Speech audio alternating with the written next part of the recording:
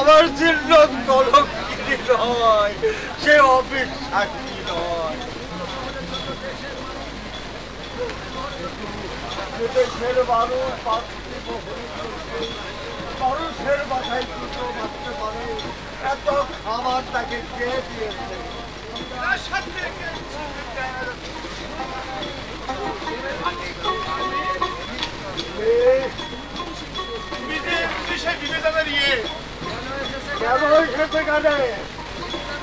ওই বিবিধানকে দেখতে এই ডেকে দাও না, ওই সুখবরটা দিয়ে যায়।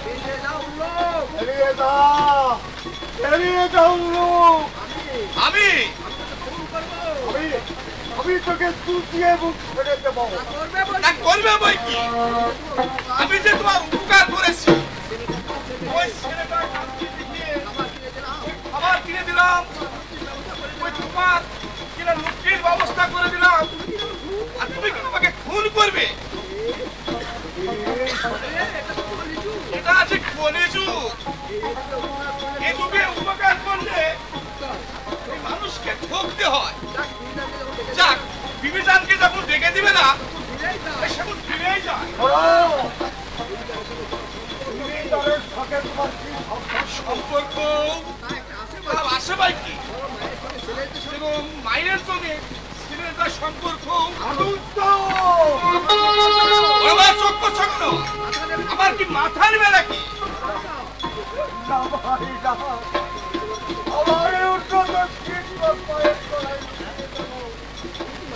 আমি কি মানুষ? এই গরিব আবার কোনদিন মানুষ হয় নাকি? আমার কাছে তুমি বর্তমানের খোদা আর হিন্দুর ভগবান, তুমি কোনোদিন তাই অর্থ দিয়ে তোমাকে আমি অপমান করবো না ভাই। তোমার বেশি বলে জানাবো আমি হাজারো আমাকে নয়, আমাকে নয়, সালাম যদি জানাতে হয় জানাও ওই সুলতান শামসুদ্দিন আহমেদকে। ওই তার কাছে আমরা শিখেছি মানুষকে ভালোবাসলে, তিনি বলেছেন মানুষকে ভালোবাসতে না পারলে ওই ভগবানকে পাওয়া না যায়।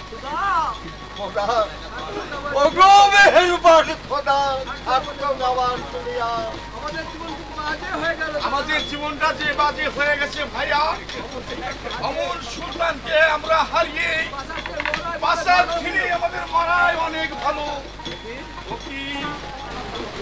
আমার গুরু ফিরে দিয়েছে, পুড়িয়ে নাও, পুড়িয়ে নাও। হিন্দু দেয়া খাবার যদি খেতে না হয় বলে চাই, ওই কুকুরের মুখে দিয়ে দাও। কুকুরের মুখে নয়, ওই ছেলে দেওয়া খাবার আমি নিজে পুড়ে খাবো ভাই। সেটা তোমার মজুরি। হ্যাঁ দেখো, যদি লুকরি করার তোমার ইচ্ছা থাকে এই সন্ধ্যাবেলায় সরাইগঞ্জে। হ্যাঁ আরেকটা কথা, এই খাবার আনতে যাওয়ার জন্য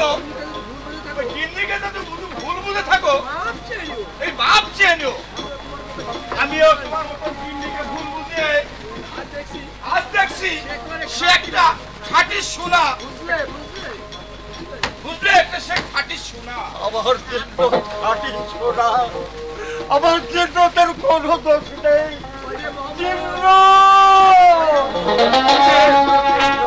চিৎকার করবেন না জনাব। মমিন খাঁর গুপ্তচর চারিদিকে উঠ পেতে বসে আছে। বিশ্বস্ত বন্ধু আমার, তুমি এখন আমাকে ভুলতে পারলে না ভাই। মৃত্যুর আগে আমি আপনাকে ভুলতে পারবো না জনাব। প্রস্তুত হন, এক্ষুনি আপনাকে যেতে হবে ভাই রাজধানীতে। সুলতানি সৈন্য নিয়ে মমিন খাঁ গেছে রাজা প্রতাপ নারায়ণের সঙ্গে যুদ্ধ করতে, আর এই সুযোগেই আমাকে বাধা দেয়, হত্যা করব। তবু আমাকে বস্ত্রতে পড়তে হবে। প্রজারা আপনাকে চাই জনাব। প্রজারাও চাইলেও আমি তো বস্ত্র চাই না ভাই। আমি তোমাকে সুন্দর করে দেখলাম, ওই সন্ধ্যের সুন্দর উপর বসে রাজস্থান করেছেও। এই দেশ করে তো মানুষের সঙ্গে অনেক জাহাপানা,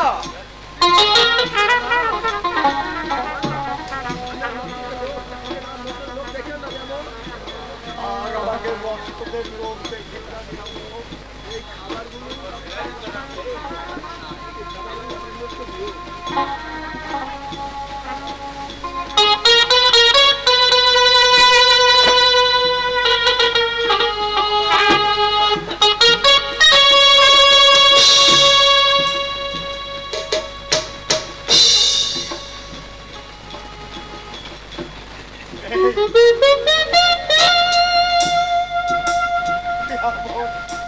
এই খাবারগুলো হচ্ছে চোখে দিল ভাই।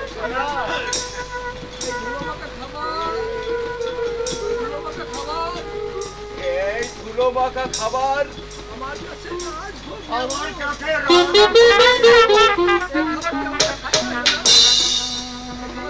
খাবার কেউ খায় না জনাব।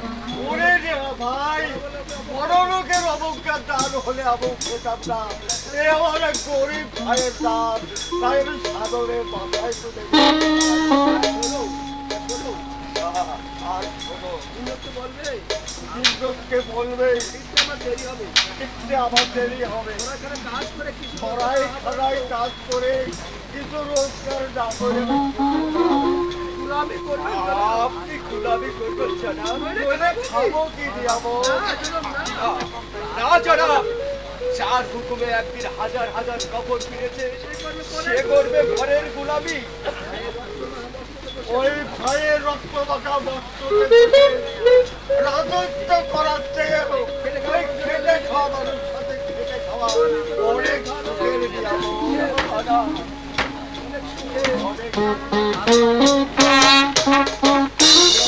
যত সুখেরই হোক, এই নিয়ামত বেঁচে থাকতে বঙ্গেশ্বরকে সে কারোর গোলামি করতে দেবে না। আমি প্রজাদের খেপে দিয়ে আরেকবার চেষ্টা করে দেখব। যদি সুলতানকে মসনদে বসাতে পারি তো ভালো, আর যদি না পারি এই অস্ত্র দিয়ে নিজের মুখ বিদ্ধ করবো। তবু যার গোলামি করে আমি এই দেহটাকে রক্ষা করেছি তাকে আর একজনের গোলাম আমি হতে দেব না।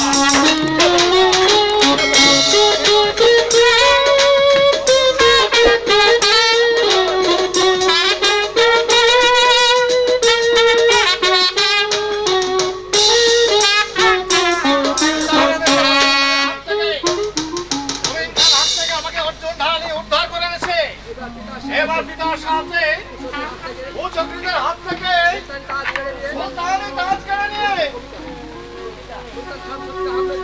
সুলতান শামসুদ্দিন আহমেদকে মসনদে বসাবে, তাই না? তোমার আপত্তি আছে কবিতা? থাকা কি অনুচিত? নয় কেন? যে মসনদ তুমি বাহুবলে জয় করেছো সে মসনদ আমার নয়, এই তো। তোমার না হলেও তোমার সহযোগী হিন্দুদের তো। কিন্তু মহান সুলতান শামসুদ্দিন সব মানুষই তার কাছে সমান। তবু আমি তাকে ক্ষমা করতে পারবো না কুমার। তার হাতে আমার সুচির মৃত্যুর কথা আমি কখনোই ভুলতে পারবো না। অতীতের কথা তুমি ভুলে চাও কবিতা? তুমি জালালউদ্দিনকে দেখেছো, কিন্তু শামসুদ্দিনকে তুমি এখনো তার পরিচয় পাওনি। সে পরিচয় যত সুখের হোক, আমি তাকে ক্ষমা করতে পারবো না কুমার। পারবো না সেই ইতিহাসকে ভুলে যেতে। যদি মুহূর্তের জন্য তুমি আমাকে ভালোবেসে থাকো কুমার, ভেঙে দাও কুমার, ভেঙে দাও ওই লৌহ কপাট। বাংলার বুকে উড়িয়ে দাও বাংলার ওই সিংহাসন, উড়িয়ে দাও ওই শয়তানের বিজয় নিশান। তবে একটা হিন্দুরও নয়, মুসলমানেরও নয়, অষ্টরী বাঙালি সুলতান মোহাম্মদ শামসুদ্দিন। শামসুদ্দিনের বিদায় নিশানার ওয়াতে তোমাকে মুক্ত করেছি পুত্র। না পিতা, আমাকে মুক্ত করেছেন আপনি পুত্রকে ভালোবাসেন বলে। তাহলে পিতার প্রতি তোমার শ্রদ্ধা থাকা উচিত ছিল। অশ্রদ্ধা তো করিনি পিতা, যাদের উন্মেষ থেকে জেনে এসেছি পিতার স্থানে দেবতার উপরে। তাহলে সেই আসনের মর্যাদায় পিতৃস্থান তুমি পুত্র করবে না? পিতৃস্থান অপূর্ণ থাকবে না কবিতা। যদি সুলতান শামসুদ্দিন আহমেদকে মসনদে বসাতে পারি। শামসুদ্দিন মরু। কি বলছেন পিতা? মুসলমান হয়ে সুলতান তো কারো অনিষ্ট করেনি। থামো, বড় বেশি বুঝতে শিখেছো। পুত্র বলে পরিচয় দিলে শামসুদ্দিন কথা তোমাকে ভুলে যেতে হবে। এখনো আপনার ভুল ভাঙেনি পিতা, এখনো বলছেন সুলতানই হিন্দুর মন্দির ধ্বংস করেছে। বলবো ততদিন যতদিন বেধর্মীর প্রতিস্থান করতে না পারবো। এই জন্য কি আমাকে কারামুক্ত করেছেন পিতা? যদি বলি তাই। আপনিও জেনে রাখুন পিতা, আপনার এই অযোগ্য পুত্র বেঁচে থাকতে আপনার আশা কোনোদিন পূর্ণ হবে না। এখনো সময় আছে পিতা। ভেবে দেখুন, সুলতান শামসুদ্দিন যদি দুর্ভাগ্যের জন্য হারিয়ে যায়, তাহলে কোন রাজা আর কোন প্রজাকে ভালোবাসে না।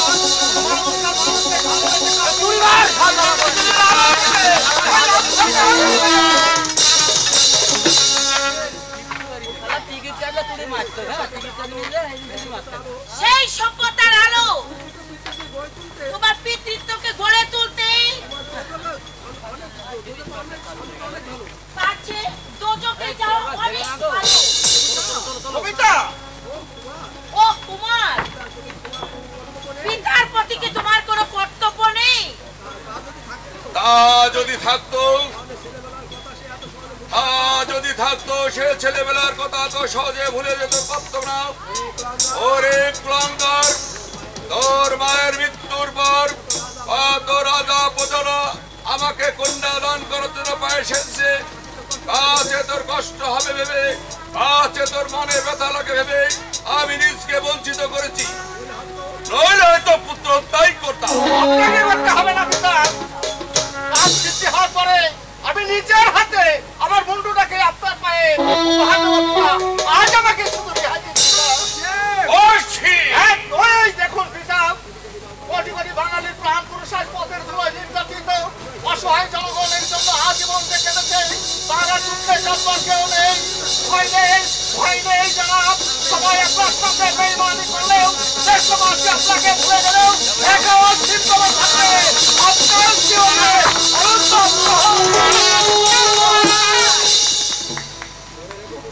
মনে রেখো পুত্র, তোমার এই বেঈমানের কথা ইতিহাস তোমাকে কোনোদিন ক্ষমা করবে না। কিন্তু তারা মানুষ, তারা চিরদিনই বলবে মানবতার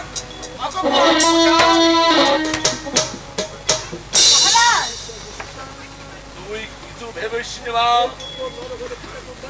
এই পুত্র নরক হতে পিতাকে উদ্ধার করবে। কবিতা, তুই কিছু ভাবিস নি রে মা। আমি তোকে উপযুক্ত পাত্র সঙ্গে বিয়ে দেব। যদি মনে মনে ওই নর পশুটা তুই ভালোবেসে থাকিস, তুই ওকে ভুলে যা মা, তুই ওকে ভুলে যা। আমার জন্য আপনি ভাববেন না মহারাজ।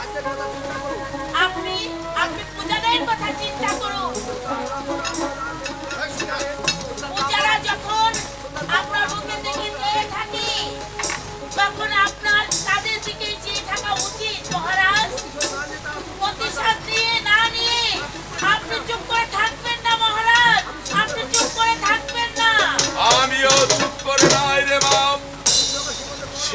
নগর সীমান্তের গোড়া প্রহরী বসিয়েছি, যাতে একটা সৈন্য শ্রীনগরে প্রবেশ করতে না পারে। আমার এই প্রস্তাব সবাইকে খবর দিয়ে তৈরি হতে বলুন, যাতে সতর্ক করে দিন। আর আমাকে আপনি অনুমতি দিন, আমি ছুটে যাব ওই যুদ্ধের মহলে। তুই কি করবি রে মা? আমার দেশের মেয়েদের সঙ্গে নিয়ে আমি দেশের ভিতরে আমি ছুটে চলে যাব, মেয়েদের পাশে আমি দাঁড়াবো, সবাইকে এই দেশকে আমি জয় করবো, তাদেরকে আমি বুঝিয়ে দেব আমরাও দুর্বল নই, আমরাও বুঝেছি রে মা, বুঝেছি। পিতৃ হত্যার প্রতিশোধ দিতেই তোর মনের জগতে বিদ্রোহের আগুন। যা মা যা, আমি তোকে অনুমতি দিচ্ছি। সন্ন্যাসী ভীষ্মের মতো শত্রুর উপরে ঝাঁপিয়ে পড়। যা মা যা, দেশের বুকে রেখে যাও শ্রীলঙ্কার রক্তের সাক্ষ্য। আমি তাই যাচ্ছি মহারাজ, আমি তাই যাচ্ছি। আমি চাই না, আমি জানি না আমি আর যুদ্ধে জয়লাভ করতে পারবো কিনা, কিন্তু আপনার এই মান রাখতে আমি হাসি মুখে আমার এই জীবন দিয়ে দেবো মহারাজ, আমার এই জীবন দিয়ে দেবো। কি বিচিত্র দাও, নিজের ছেলে হলো পর আর পরের মেয়ে হলো আপন। আশুক জাফর আহমেদ, আশুক মমিন খাও, আমি তাকে প্রকাশ্যে শিখিয়ে দেব। যুদ্ধ করতে তারা জানে না মহারাজ। খবর কি অর্জুন ঢালি? ওই সুলতানি সৈন্যরা শিবনগরে প্রবেশ করেছে মহারাজ। পরেশকে যখন ফিরিয়ে এনেছে তখন যত বড় বীর হোক সেই, আমি তার কাছে কিচ্ছু কামনা করি না। তার অর্থ সে আমার শত্রু। মহারাজ করুক সে পদসেবা, আমি একাই শত্রুর মোকাবেলা করবো। রাজা কোথায়? দৌড়ে যাওয়ার পর থেকে তার সাথে দেখা হয়নি মহারাজ। তবে নাজির খানকে শুনেছি কানপুরে যুদ্ধ করছে, নাসির নাজির খা যুদ্ধ করছে, যুদ্ধ করছে। তুমি যাও অর্জুন, তুমি যাও অর্জুন।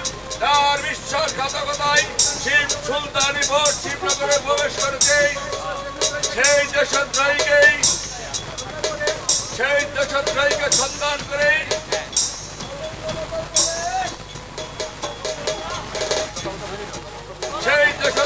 সন্ধান করে আমার কাছে ধরে আনো।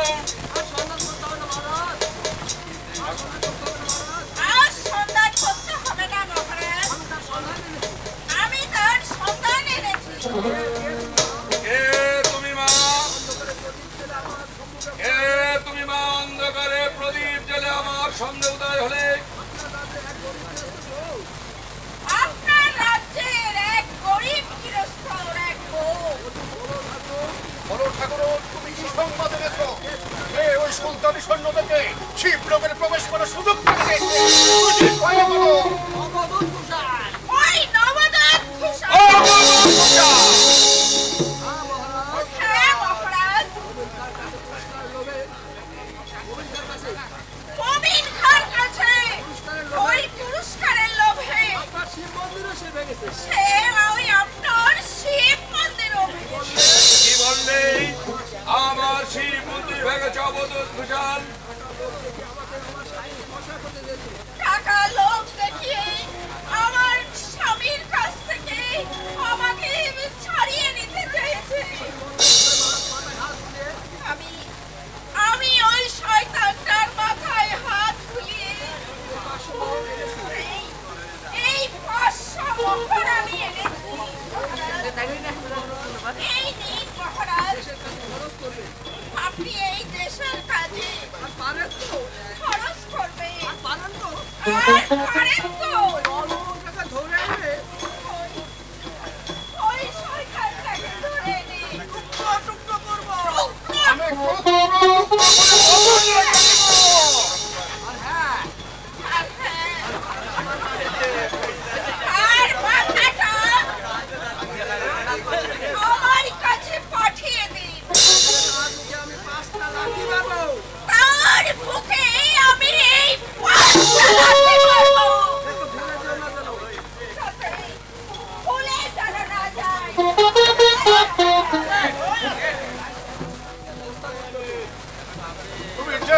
লবঙ্গ, তুই তাড়াতাড়ি ফিরে এসো।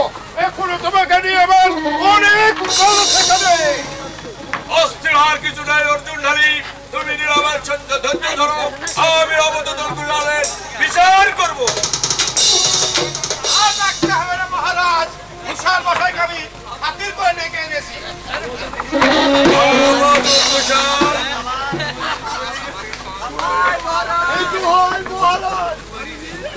আমি নির্দোষ মহারাজ, ওই শালা চন্ডী আমাকে ধরে এনেছে।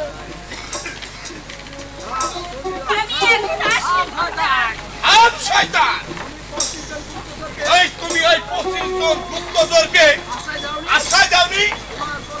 ওই তোমার সারা পরামর্শে শিবনগর আক্রমণ করেনি? টাকার লোভে শালা তুমি শিব মন্দির ভেঙেছো? শালা সত্য করে বল। হুকুম দিন মহারাজ, হুকুম দিন। ওই বেঈমান বিশ্বাসঘাতক বিক্রি বলুনটাকে আমি খবর দিয়েছি।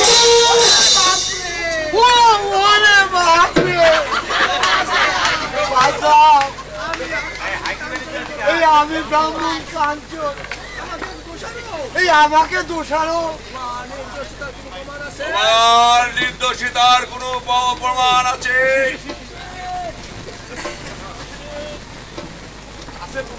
তোমার নির্দোষিতার কোনো প্রমাণ আছে? প্রমাণ আছে মহারাজ, প্রমাণ আছে। এই শিশি আমাকে বাঁচাবি বাবা, তুই বলতো বাবা, এই সুলতানের ফোনে কে ঢুকিয়েছে বলতো? তুমি আমি আমার কিন্তু তাই বলেছে জনাব। এই চক্রান্ত জনাব, চক্রান্ত, এই বিরাট আমার পিছনে চক্রান্ত। চক্রান্ত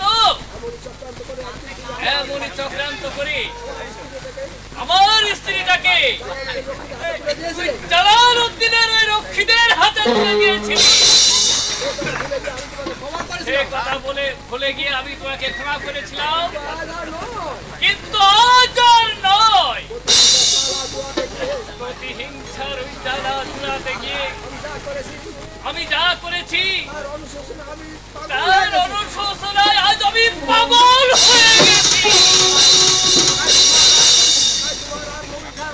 তাই তোমার আর ওই মমিন খার কথা আমি প্রকাশ করে দিয়ে আমি করে যাব আমার মহাপাপের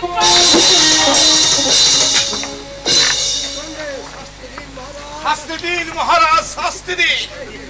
এই বিসর্জনকে শাস্তি দিন। দেশদ্রোহী বিমর্শনের শাস্তি প্রাণদণ্ড। উপযুক্ত দণ্ড হয়েছে মহারাজ। ক্ষমা করুন মহারাজ, আমি অবলা। ভয় নেই, কোনো ভয় নেই। আমি তোমার বিসর্জনকে শান্ত করব। তোমাকে গলায় পিন্ডি দেবো শালা। ভগবান তোমাকে রক্ষা করলেও এই অর্জুন ঢালি তোমাকে ক্ষমা করবে না। শয়তান সাধুর মুখোশ পরে তুমি দেখেছো সর্বনাশ করেছো, তার বদলা হিসেবে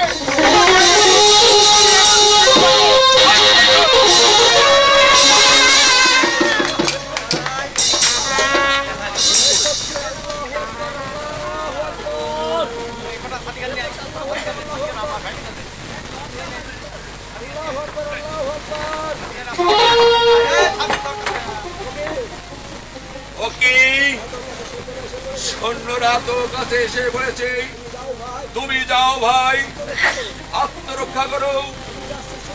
আমি যাচ্ছি শত্রুর মোকাবেলা করতে। আমাকে একটা অস্ত্র দিন মহারাজ।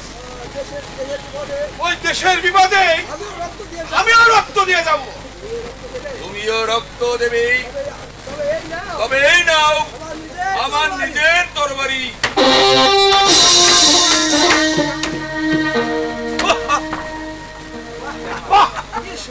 কি সুন্দর জীবনটা, আরো সুন্দর। যদি একটা শত্রুকে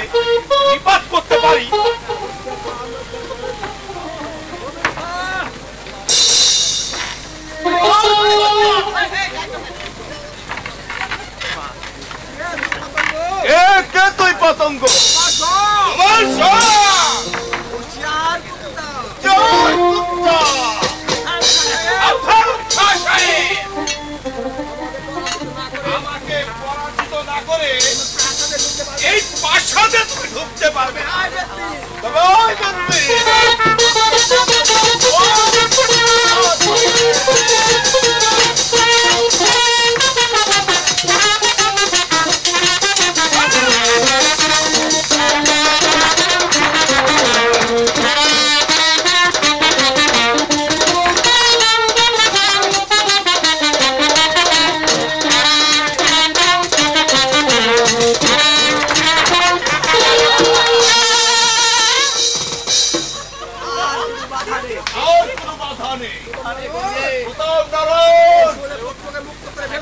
কৌশলে পুত্রকে মুক্ত করে ভেবেছ দুশ্মনকে সাহিত্য করার শক্তি আমাদের নেই। এইবার ভালো করে আমি তাকে বুঝিয়ে দেবো। আমাকেও বুঝিয়ে দেবো। দুঃস্থ দমনের হাতে আলাদা প্রতাপ নারায়ণ আছে। এই শুনবে ইসলাম, তুই দুঃস্থতার শাস্তি তোমাকে পেতে হবে। প্রাণ দিতে হবে হিন্দু। প্রাণ দিয়ে মান রাখার স্বভাব হিন্দুদের নয় মোমিন খাঁ।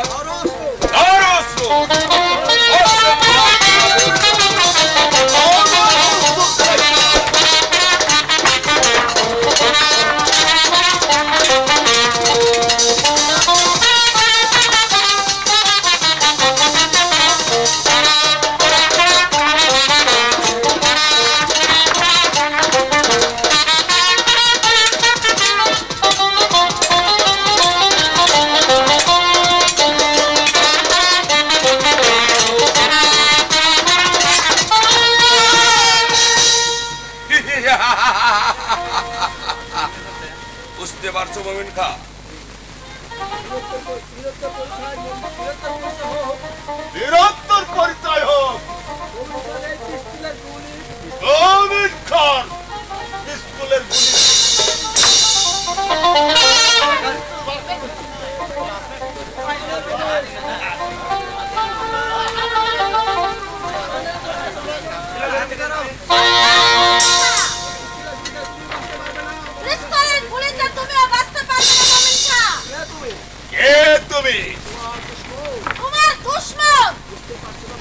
বুঝতে পারছো না বেবি?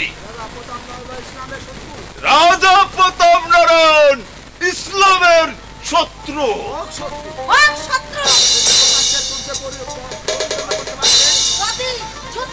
পরাজিত করতে পারতে তাহলে বুঝতাম তোমার বাহাদুরি।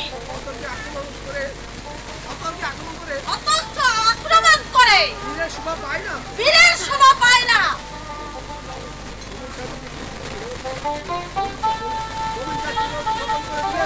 মোমিন খান জীবন খতম করে দিলে। তবে রাজা প্রতাপ নারায়ণকে রক্ষা করতে পারবে না। আমি আপাতত ফিরে গেলেও সুলতান জাফর আলীর তরবারে ওর মাথা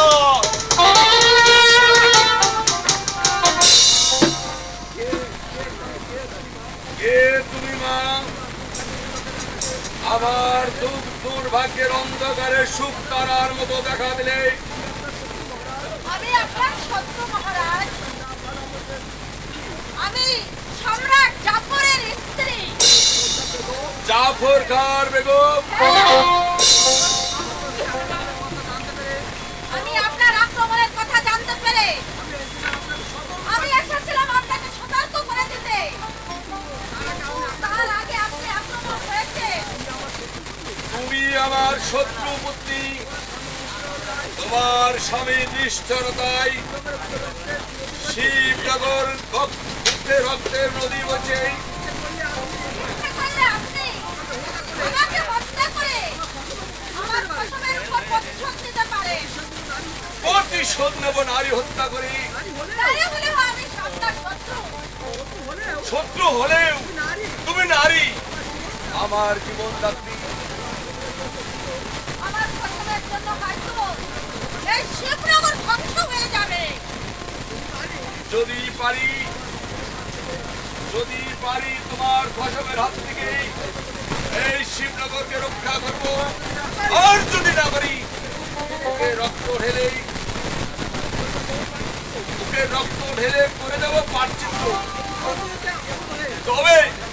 হিংসার অন্ধ হয়ে মাতৃর সমান নারীকে হত্যা করতে পারবো না। আমি মাতৃ হত্যা নারী সমানকে